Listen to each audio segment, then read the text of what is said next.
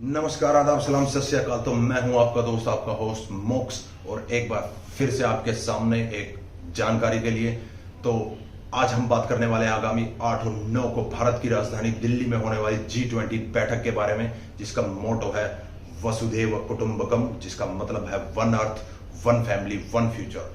इसकी नींव साल 1999 में रखी गई थी, जिसमें 19 देश और एक यूरोपियन संघ है, जो कुल 20 देशों का समूह है, जिसमें वैश्विक अर्थव्यवस्था, वित्तीय स्थिरता, जलवायु परिवर्तन, प्रतिस्थापनीय विकास और अन्य कई महत्वपूर्ण मुद्दों पर चर्चा होती है।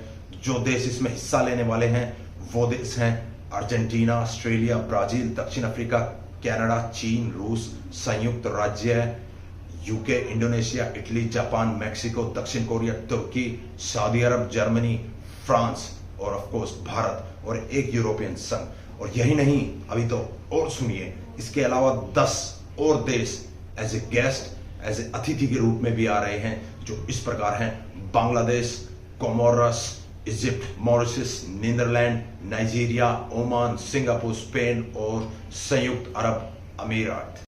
लेकिन क्या आपको एक इंटरेस्टिंग फैक्ट पता है?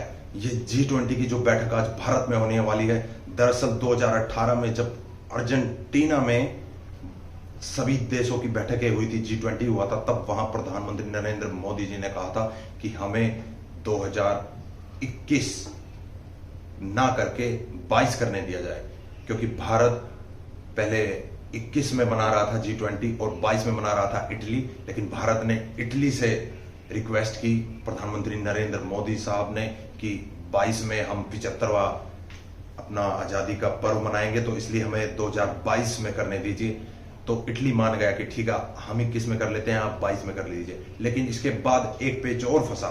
फिर इंडोनेशिया ने कहा, प्रधानमंत्री मोदी जी से रिक्वेस्ट की कि सर 22 का आप हमें करने दीजिए, आप 23 का कर लीजिए, क्योंकि 2023 में उनके पास एक SRS दक्षिण एशिया की एक राष्ट्रीय संघ की बैठक भी होने वाली है बाली में, इंडोनेशिया में। तो उन्होंने कहा कि थोड़ा केओस की सिचुएशन हो जाएगी, तो भारत से रिक्वेस्ट की कि आप 2023 में कीजिए, हमें 22 में करने दीजिए।